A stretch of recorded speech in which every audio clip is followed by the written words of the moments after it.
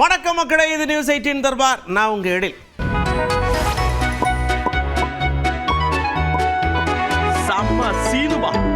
செம சீனுமாக்குள்ள போறோம். தட தட தட தட சவுண்டு காக்கு. என்ன அப்படின்னு பார்த்தா எல்லாம் 5000 ரூபாய் மேட்ரு.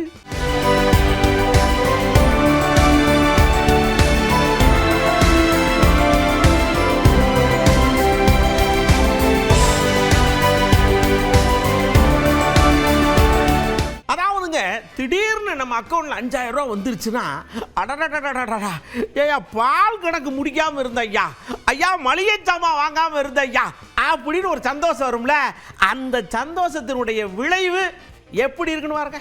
மாண்புமிகு தமிழக முதல்வர் அவர்கள் இன்னைக்கு தமிழ்நாடு மகிழ்ச்சியில திகைத்து நிக்கிற மாதிரி ஒரு அறிவிப்பு கொடுத்திருக்காரு. எனக்கு ரொம்ப சந்தோஷத்தை தந்து ரெட்டிப்பான மகிழ்ச்சி எங்களுக்கு தந்தது. இது கொடுத்த தமிழக முதல்வர் அவர்களுக்கு ரொம்ப நன்றியை நாங்க தெரிவிச்சுக் கொள்கிறோம். இனிமேட்டு பெரிய சந்தோஷம், இனிமேட்டு சந்தோஷமா வாழலாம். காலையில போனை எடுத்து பார்த்தோன்னே சரியான ஒரு குட்பீஸா இருந்துச்சு. சந்தோஷம் தான். அந்த 5000 பார்த்தோன்னே ஏதாவது பண்ணலாம் வைக்கலாம் அப்படின்னு ஒரு சந்தோஷம் தான். குடும்ப செலவுக்கு, எங்க குழந்தைங்களுக்கு, எங்க சொந்த செலவுக்கு ரொம்ப யூஸ்ஃபுல்லா இருக்கு. நாங்க யாரையும் எதிர்பார்க்காம யாருக்கிட்டையும் கையேந்தி கடன் வாங்காம எங்களுக்கு ரொம்ப யூஸ்ஃபுல்லா இருக்குது. இதையும் வச்சு இன்னும் எங்களால் குடும்பத்தில் நல்ல ஒரு முன்னேற்றத்துக்கு வர முடியுங்கிற நம்பிக்கை எங்களுக்கு இருக்கு. பல ஸ்டேட்டுகளில் எலெக்ஷனுக்கு முன்னாடி ஏதாவது போட்டுறாங்க, ஓட்டை வாங்கிறாங்க. அதனால இந்த விஷயத்தை முடக்கிறோம்னு எல்லாரும் கங்கணம் கட்டிக்கிட்டு இருந்தாங்க. ஆனால் என்னுடைய கவனத்துக்கும் கருத்துக்கும் சிந்தனைக்கு வந்தது தாங்க இது. அதனால தாங்க நான் போட்டிருக்கேன் அப்படின்னு முதல்வர் ஐயா ஒரு விளக்கம் கொடுத்துருக்காங்க. டெல்லியில் இருக்கக்கூடிய ஒரு கூட்டமும், தமிழ்நாட்டில் அவங்களுக்கு அடிமையாக இருக்கக்கூடிய இன்னொரு கூட்டமும் எதிர்வரும் சட்டமன்ற தேர்தலை காரணம் காட்டி அடுத்த 3 மாதத்துக்கு இந்த மகளிர் உரிமை தொகையை நிறுத்த சூழ்ச்சி செய்கிறதா தகவல் வருது. இது வச்சு நீதிமன்றத்தில் வழக்கு தொடரவும் சிலர் முயற்சி செய்வதாக செய்திகள் வருது. 1,31,00,000 மகளிர் உழைப்பை அங்கீகரிக்கிற இந்த திட்டத்தை 3 மாதம் நிறுத்தி வச்சா நீங்கள் எவ்வளவு சிரமங்களுக்கு ஆளாவீங்கன்னு உங்கள் வீட்டில் ஒருத்தனா இருக்கக்கூடிய எனக்கு நல்லா தெரியும். இந்த கஷ்டத்தை எல்லாம் நினச்சி பார்த்து தான் ஒரு முக்கியமான முடிவை எடுத்திருக்கிறேன். அதன்படி இந்த பிப்ரவரி மாதம் மட்டும் இல்லாமல் அடுத்த 2 மாதம், அதாவது மார்ச் ஏப்ரலுக்கான உரிமை தொகை தவணைகளை சேர்த்து 3000 ரூபாயும், கூடுதலாக கோடைக்கால செலவுகளை கருத்தில் கொண்டு மேலும் 2000 ரூபாய் சிறப்பு தொகையும் சேர்த்து இந்த பிப்ரவரி மாதம் 5000 ரூபாயை சிறப்பு மகளிர் உரிமை தொகையாக 1,31,00,000 பெண்களுக்கு வழங்க உத்தரவிட்டிருக்கிறேன். இந்த தருணத்தில் இன்னொரு அன்பான வேண்டுகோள். இந்த 5000 ரூபாயை அடுத்த 3 மாதத்துக்கு நீங்கள் பயன்படுத்திக்கணும் என்பதால் கொஞ்சம் கவனமாக செலவு பண்ணுங்கள். அன்பு சகோதரிகளே, உங்கள் ஆதரவோடு அடுத்து அமையப்போகிறதும் திராவிட மாடல் ஆட்சி தான். அதனால் நீங்கள் மனம் குளிரும் சிறப்பான ஒரு அறிவிப்பையும் இந்த நேரத்தில் சொல்ல விரும்புகிறேன். அடுத்த திராவிட மாடல் 2.0 ஆட்சி காலத்தில் உங்களுடைய உரிமை தொகை 2000 ரூபாயாக உயர்த்தி வழங்கப்படும். சொன்னதை செய்கிற முத்துவேல் கருணாநிதி ஸ்டாலின் கொடுக்கிற வாக்குறுதி இது. இங்கே பாருங்க, ஒரு அண்ணனா, ஒரு அப்பாவா, ஒரு முதலமைச்சரா அவர் எங்களுக்கு பண்றார். ஏங்க நல்லது பண்றது உங்களுக்கு பிடிக்கலன்னா சிவனேன்றுங்க, தற்கூரித்தனமா பேசாதீன்னு அக்காமார்கள்லாம் இஷ்டத்துக்கு அடிச்சு விடுறாங்கல்ல.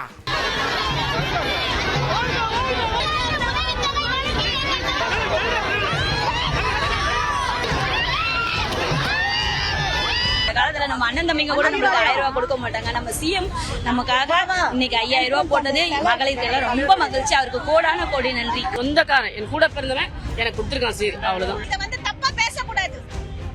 பேசுறாங்க, தப்பா பேசுறாங்க. வாங்கிருக்கல காலையில என்ன அவங்களும் வாங்கிருப்பாங்க, அவங்களும் வாங்கிருப்பாங்க. ஆனா அத தப்பா பேசக்கூடாது. சரிங்களா? நம்ம பார்த்து பேசணும். இந்த 1000 ரூபாய் ஒரு ரூபாய் பேசுறாங்க. சரிங்களா? ரொம்ப சந்தோஷம்.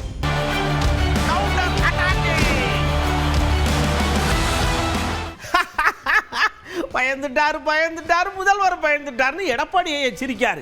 என்னன்னு கேட்டா, நான் 2000 ரூபாய் அடுத்த ஆட்சிக்கு வந்தோம்னு கொடுப்போம்னு சொன்னோம்ரா. அது தெரிஞ்சுக்கிட்டு ஒரு சடக்குன்னு சேர்த்து போட்டு 5000 ரூபாய் கொடுத்துருக்காரு. பயந்துட்டார்லாம் அப்படின்னு அவர் சிரிக்காரு. ஆனா உள்ளுக்குள்ள வேற மாதிரி தெரியுது நமக்கு. இன்னைக்கு திராவிட முன்னேற்ற கழகம் மக்களுடைய செல்வாக்கு இழந்து விட்டது. நடவேண்ட சட்டமன்ற தேர்தலிலே தோற்றுவிடுவோம் என்று அச்சத்தின் காரணமாகத்தான் இன்றைய தினம் இந்த அறிவிப்பை இன்றைய முதலமைச்சர் அவர்கள் வெளியிட்டிருக்கின்றார்.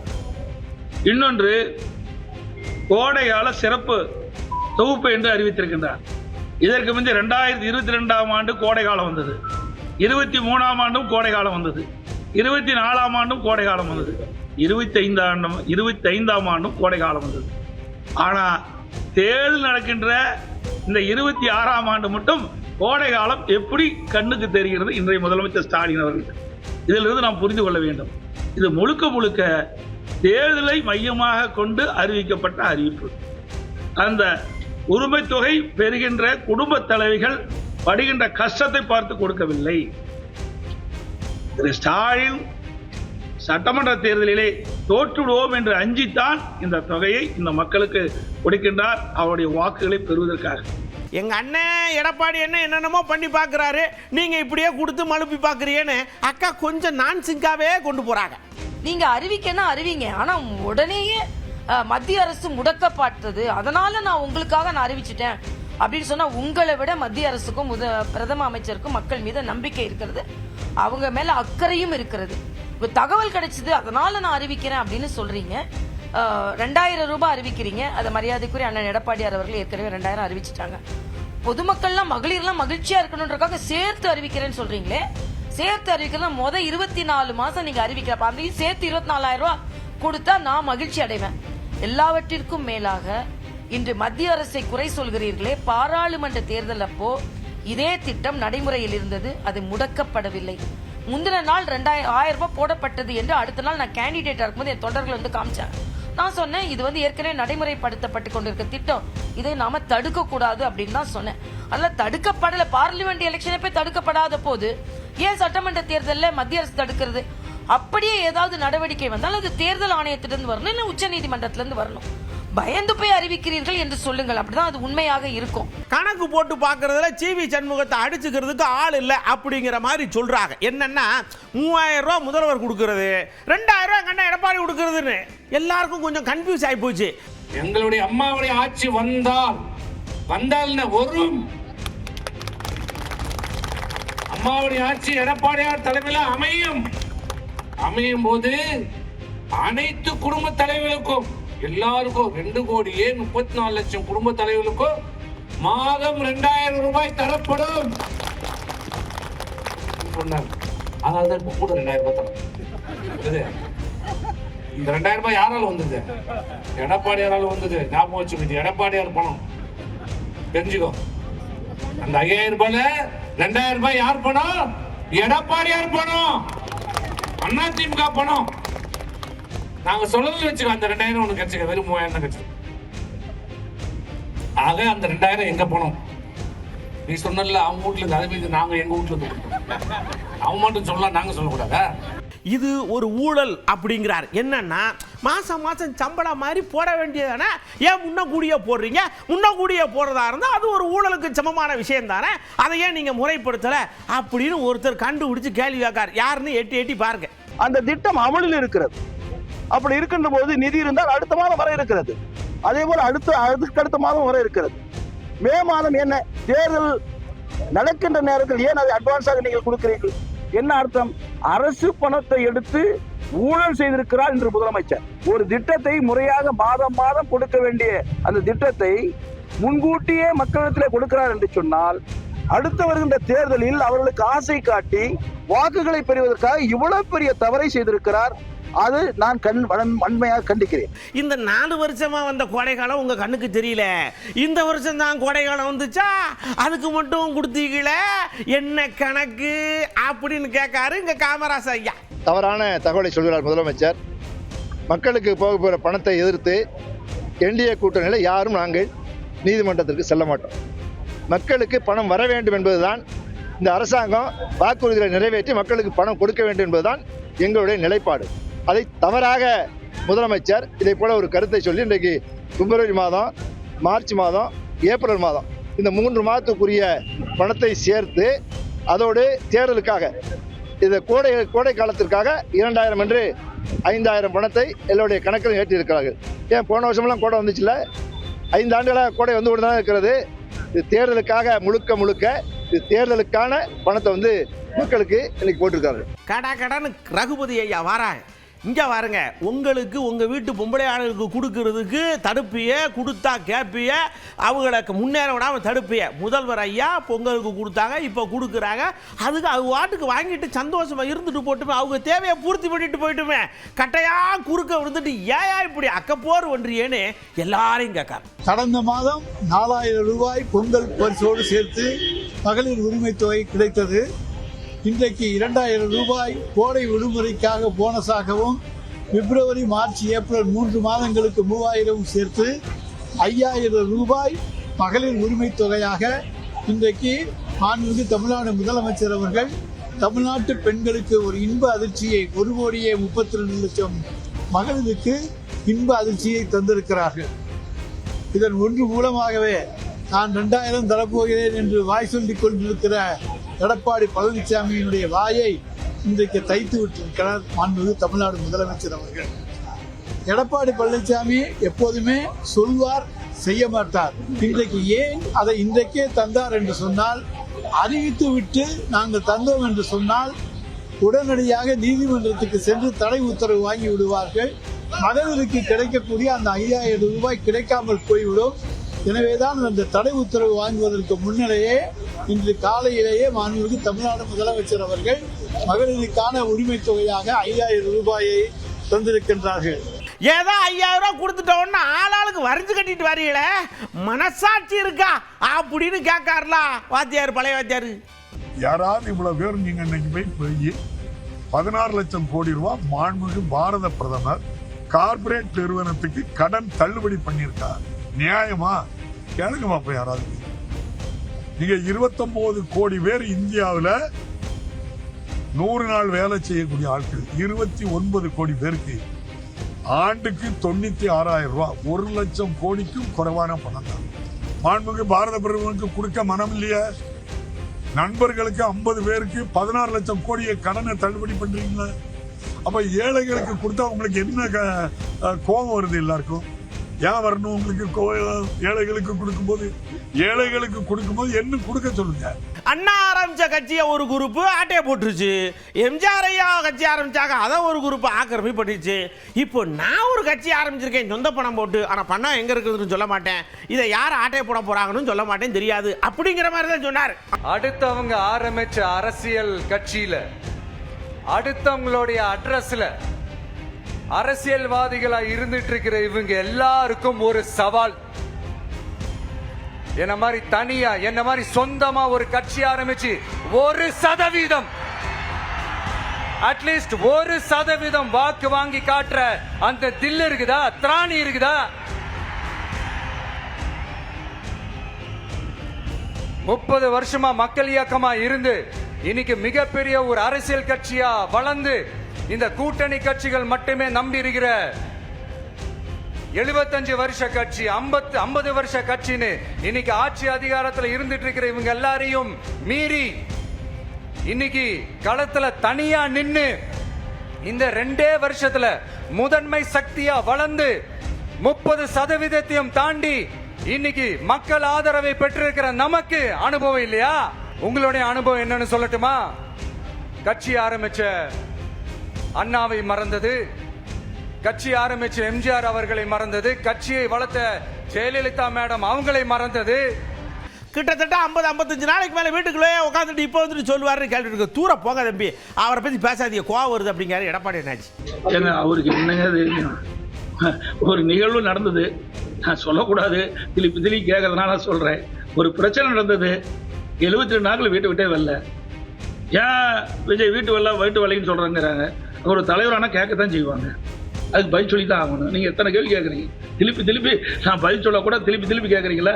ஒரு கட்சி துவங்கி விட்டா அந்த கட்சியில் நிருபர்கள் கேட்கின்ற கேள்விக்கும் மக்கள் கேட்கின்ற கேள்விக்கும் பதில் சொல்வது அந்த கட்சியுடைய தலைவருடைய கடமை. ஆனால் அந்த கடமை செஞ்சிருக்காரா? 15 நாள் அலுவலகத்தை மூடிட்டு போயிட்டாங்கல்ல. அப்புறம் எங்கே போய் கட்சி நடத்தி மக்களுக்கு நன்மை செய்ய போகிறாங்க? ஒரு பிரச்சனையை சந்திக்கக்கூடிய திறன் கூட அவருக்கு இல்லையே. ஆனால் நாங்கள் யாரையும் குறை சொல்லலை. எல்லா இது மிகப்பெரிய ஜனநாயக நாடு இந்தியாவில். யார் வேணாலும் கட்சி துவங்கலாம், இந்த கட்சிக்கு தலைவராகலாம், மக்களை சந்திக்கலாம். மக்கள் தான் எஜமானர்கள், மக்களுக்கு கொடுக்கிற தீர்ப்பு தான் இறுதியான தீர்ப்பு. Out of control. எப்பயுமே தமிழ்நாடு டெல்லிக்கு இப்படி தான் இருக்குன்னு முதலமைச்சர் போராட்டத்துலலாம் சொல்றாரு. என்ன அவுட் ஆஃப் கண்ட்ரோல்? சட்டம் ஒழுங்கு அவுட் ஆஃப் கண்ட்ரோல் இருக்கு அப்படின்னு சொல்றாரு. ஆமா, நீங்க அதுக்கு ஏதாவது ஹெல்ப் பண்ணீங்களா மிஸ்டர் விஜய் அப்படிங்கிறது யாராவது கேட்பாங்க. ஆமா, தமிழ்நாடு எப்பவுமே டெல்லிக்கு அவுட் ஆஃப் கண்ட்ரோல் அப்படின்ட்டு ஸ்டாலின் சார் அடிக்கடி சொல்லுவாங்க. ஸ்டாலின் சார் எது எதுலலாம் அவுட் ஆஃப் கண்ட்ரோல் இப்ப நான் கொஞ்சம் சொல்லட்டுமா? முதல்ல சட்டம் ஒழுங்கெல்லாம் அவுட் ஆஃப் கண்ட்ரோல், பெண்கள் பாதுகாப்புல அவுட் ஆஃப் கண்ட்ரோல், இளைஞர்கள் வேலை வாய்ப்புல அவுட் ஆஃப் கண்ட்ரோல், மொத்தத்தில் அவரோட ஆட்சியே ஒரு அவுட் ஆஃப் கண்ட்ரோல். நாங்க யாருக்கு அடிமை கிடையாது. எப்பயுமே சூடு சொரணை, தன்னம்பிக்கை, அதுக்கப்புறம் செல்ஃப் ரெஸ்பெக்டேஷன் அப்படின்னு எல்லாத்தையும் இருப்போம்யா அப்படின்னு இளங்கோவையா அவருக்கு பதில் சொல்றாரு. யாருக்கும் கட்டுப்பட்டவர்கள் இல்லை, அவுட் ஆஃப் கண்ட்ரோல் தான். நாங்கள் சுயமரியாதையாக சிந்தித்து சுயமரியாதை உணர்வோடு தமிழ்நாட்டு மக்களின் நலனுக்காக திட்டங்களை வகுத்து, தமிழ்நாட்டு மாணவர்கள் படிப்பதற்கு திட்டம், தமிழ்நாட்டு மருத்துவமனைகளை அனைவருக்கும் உரிய மருத்துவம் கிடைப்பதற்கான திட்டம், தமிழ்நாட்டு மகளிர் முன்னேறுவதற்கான திட்டம், தமிழ்நாட்டிலே குழந்தைகள், பள்ளி குழந்தைகள் மதிய உணவு சாப்பிடுகிறார்கள், காலையிலே உணவு சாப்பிடாவிட்டால் பள்ளிக்கு வரமாட்டார்கள் என்பதனால் அவர்களை பள்ளிக்கு வரவைப்பதற்கான ஒரு திட்டம் என்று தமிழ்நாட்டின் திட்டங்கள் அனைத்தும் மக்கள் நலம் சார்ந்த திட்டங்களாக நாங்கள் செய்திருக்கிறோம். அடிமைகளிடம் போய் மாற்ற மாட்டோம். Out of control of the BJP like forces. எனக்கு அப்படியே வீட்டுக்குள்ளேயே இருக்குன்னு நினைச்சுக்கிட்டு இருக்கீடா. மக்களுக்கு ஏதாவது ஒண்ணுன்னா, அவங்களுக்கு கஷ்டம்னா சர்ன்னு பொங்குவேன், அப்படியே போராட்டத்துக்குள்ள இறங்குவேன், நீதியை நிலைநாட்டுவேன். ஆனா சில நேரம் அசம்பாவிதம் நடந்தது, அதை தான் தடுக்கிறதுக்கு கொஞ்சம் இதா இருக்கு அப்படின்னு சொல்றார். சும்மா ஆட்சிக்கு வரணுன்றதுக்காக இந்த நடைமுறைக்கு சாத்தியமே இல்லாத இந்த மாதிரி விஷயங்கள் எல்லாம், வாக்குறுதிகளை நான் என்னைக்குமே கொடுக்கவே மாட்டேன். அதே மாதிரி ஆட்சிக்கு வந்ததுக்கு அப்புறம் கூட அவங்க அது தரல, இவங்க இது தரல அப்படின்லாம் பம்மிக்கிட்டு இல்லாம உங்களுக்காக எந்த எக்ஸ்ட்ரீமுக்கும் போய் நான் போராடவும் தயாரா இருக்கிறேன். அதனால நான் மறுபடியும் இதை நான் ரிப்பீட் பண்றேன். இவ்வளவு நாள் இதை நான் மட்டும் தான் சொல்லிக்கிட்டு இருந்தேன். இப்ப களமே சொல்லுது, 2 பேருக்கு நடுவுல தான் போட்டியே.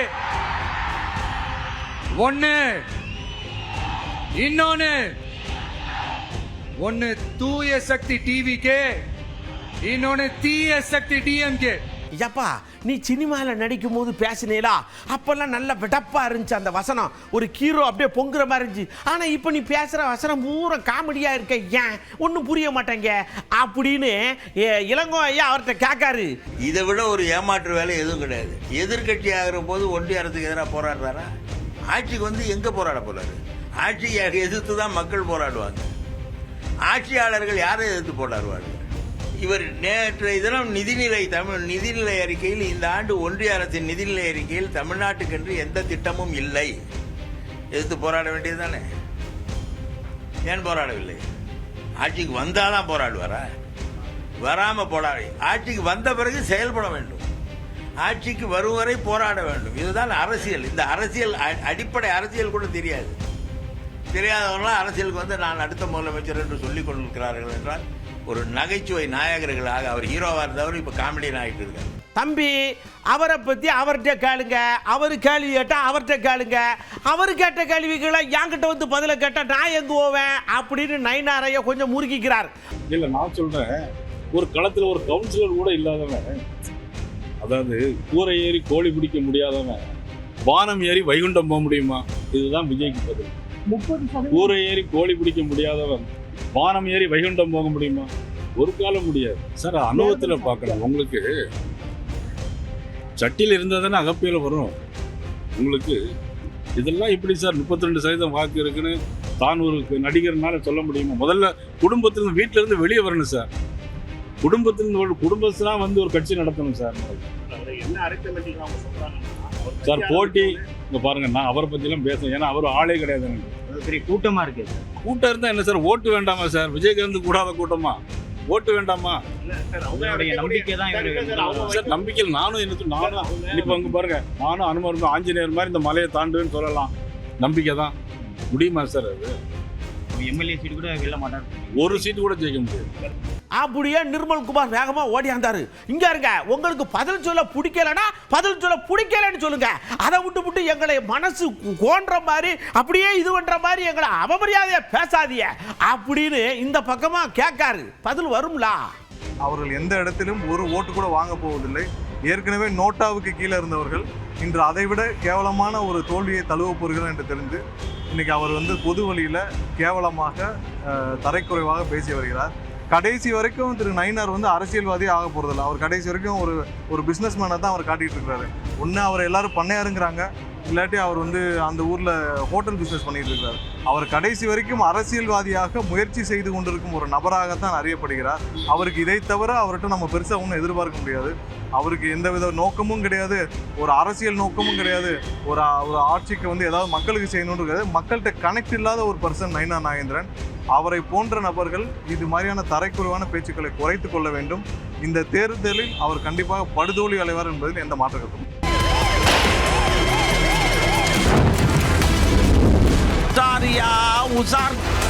அதாவதுங்க இப்போ நாம உசாருக்குள்ள போறோம். நீங்க கூட்டத்துக்குள்ள நீங்க சாமி கும்பிட போங்க, இல்ல பஸ் ஸ்டாண்டுக்கு போங்க, இல்ல கட்சி மீட்டிங்கு போங்க, எங்கனாலும் போங்க. உங்களை முதல்ல நீங்க தற்காத்துக்கணுங்களா? இந்த வார்க்கா சேலத்தில் ஒரு தம்பி போனா சடக்குன்னு செத்து போயாச்சு. இப்போ குடும்பம் பூரா கதறி அழுகுது. ஏப்பா உனக்கு ஏதாவது கிருகிருன்னு வருமானு முன்ன கூட சொல்லிட்டு போக வேண்டியதானே?